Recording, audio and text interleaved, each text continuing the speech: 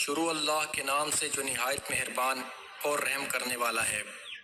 بسم اللہ الرحمن الرحیم۔ عن عائشة قالت قال رسول الله صلی اللہ علیہ وسلم تحروا لیلۃ القدر فی الوتر من العشر اواخر من رمضان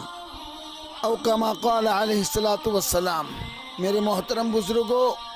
اللہ رب العالمین کا بہت بڑا احسان ہے کہ ابھی الحمدللہ آج کی 20ویں شب ہے اور کل کی 21ویں شب ہے۔ اللہ کے رسول صلی اللہ علیہ وسلم کی یہ جو حدیث بیان فرمائی، اس کو حضرت عائشہ رضی اللہ تعالیٰ عنہ فرماتی ہیں کہ لیلۃ القدر کو رمضان کے آخری طاق راتوں میں تلاش کرو، یعنی اب بالکل آخری عاشرہ بالکل سر پر ہیں، یعنی یوں سمجھو کہ کل سے آخری عاشرہ شروع ہو رہا ہے۔ تو ہمارے جمہور علماء کے نزدیک آخری عاشرہ 21ویں رات سے شروع ہوتا ہے، کہ مہینہ چاہے 29 کا ہو یا 30 کا، تو اس کو شب قدر کو 21ویں شب سے تلاش کرنا، یعنی 21، 23، 25، 27 اور 29۔ اب چاہے مہینہ 29 کا ہو تب بھی آخری عاشرہ یہی کہلاتا ہے، اور اکثر علماء کا یہی ہے کہ عاشرے کے معنی 10 دن کے ہوتے ہیں، لہٰذا اگر 30 کا چاند مبارک ہو تب تو یہ ممکن ہے کہ 29 کا چاند ہو، تو اس صورت میں بھی آخری عاشرہ 20ویں شب سے شروع ہوتا ہے، اور اس صورت میں وطر راتیں ہوں گی، یعنی 20، 22، 24، 26، 28۔ لیکن نبی کریم صلی اللہ علیہ وسلم لیلۃ القدر ہی کی تلاش میں رمضان المبارک کا اعتکاف فرمایا کرتے تھے۔ تو اس لیے ہمیں کم سے کم جو حضرات اعتکاف نہیں کر رہے ہیں تو ان سے گزارش یہ ہے کہ آخری عاشرہ یعنی 20واں روزہ جب ختم ہوتا ہے تو اس کے بعد جو تراویح ہوتی ہیں وہ 21ویں شب کی تراویح ہوتی ہیں۔ الحمدللہ آج کا 19واں روزہ ختم ہو رہا ہے، کل کا 20 کا ہے،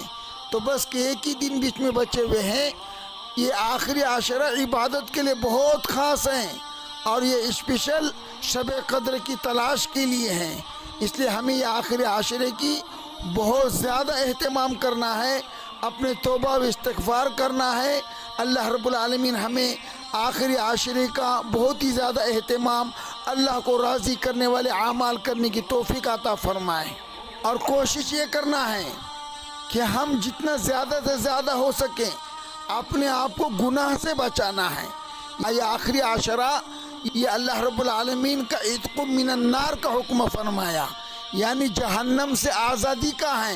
تو اس لیے ہمیں بہت ہی زیادہ اللہ سے مانگنا ہے، اور اللہ سے یہ امید رکھنا ہے کہ رب العالمین ہماری ضرور مغفرت فرمائیں گے، کیونکہ ہماری عبادتوں کے اوپر نہیں بلکہ اللہ کی رحمت کے اوپر نگاہ ہو۔